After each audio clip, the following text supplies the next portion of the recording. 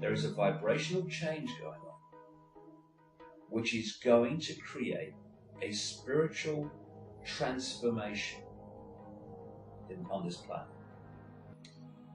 And that one of the effects would be that our perception of time would change to the point where time would, I think one of the lines was, time will move so fast it will be frightening.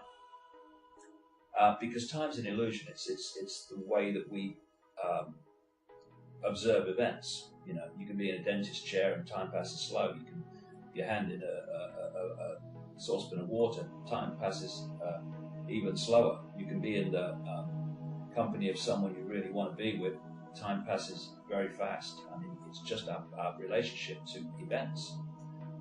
And this vibrational change, I was told, is going to, in one way, change our relationship to events and the way we observe events, to the point where time would seem to get faster and faster.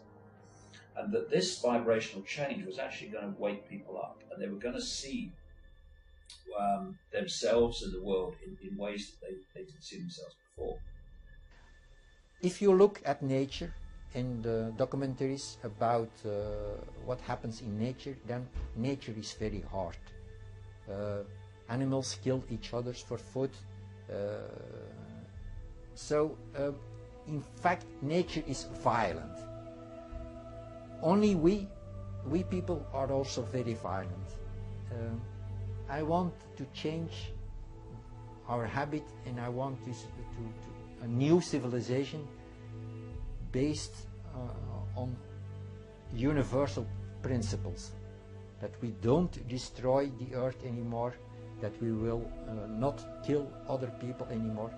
This is, of course, a lot of people will say, well, Hogwash, he's talking about New Age. This is not New Age.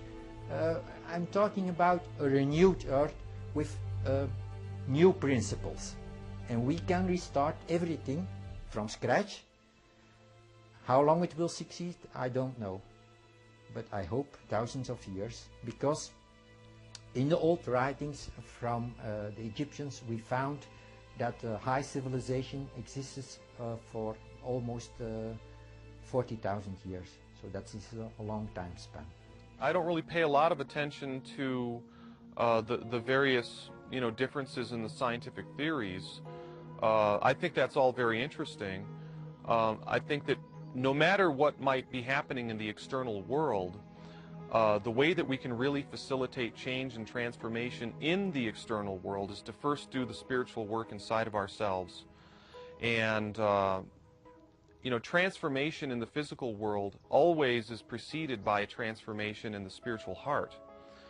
So to me it's a little bit, I guess I just don't choose to put a lot of focus on that. It sort of gets into the ultimate questions of, like, are we immortal beings? Do we have an immortal soul? Do we have an ability to connect into the eternal? What is death? What lies beyond the gates of death? These kind of contemplations and meditations, I think, is what the 2012 challenge represents.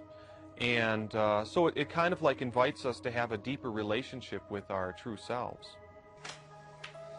One of the things that drives me forwards in my research is the belief, if you can put it that way, that there are things the ancients knew that we have forgotten, and that there are things which they want us, or they wanted us to know, which they have encoded in their monuments and in their scriptures as a means of passing knowledge on to future generations. That's why I'm so interested in things like pyramids, because if you go out and build yourself a pyramid, that's a lot of work. It's a lot of work, and you're doing it for a reason. And one reason you're doing it is that you know it's going to last a long time. And one reason that you want it to last a long time is that you understand there's going to be times of change, catastrophe. Maybe your whole civilization is going to disappear. And you want to pass on your core knowledge to the people of the future. The Egyptians did that. The Mayans did that. We ought to be doing the same thing, actually. This planet has a certain destiny, and the human race has a destiny. We can only do this once. If we flunk this, if we don't make the leap to the next level of civilization, there won't be another chance on this planet. We will begin to see how our sun, and indeed its family of planets, are part of a greater whole, which is the Milky Way, and how that is part of a greater whole, which is the universe in general. And this is all going to be part of this New Age consciousness, seeing our place in the greater society of things, and stopping seeing us as just being this haphazard chance event that you have gathering of gas that makes an atomic explosion of the sun, chance event that some of this matter conglomerates and forms on Earth, chance event that life actually grows on this Earth and evolves to become mankind. You know, all these chance events, you begin to understand that there is consciousness behind this, and that this is something which is being driven by higher powers than us. Whatever the year 2012 brings, the message embedded within it is predominantly one of hope, that we will once more tread lightly upon this precious earth, become better people, by understanding the legacy our ancestors have left us. We must learn to question all that we are told to feel, to believe. Learn to question our history, and, along the way, be ready for some surprises.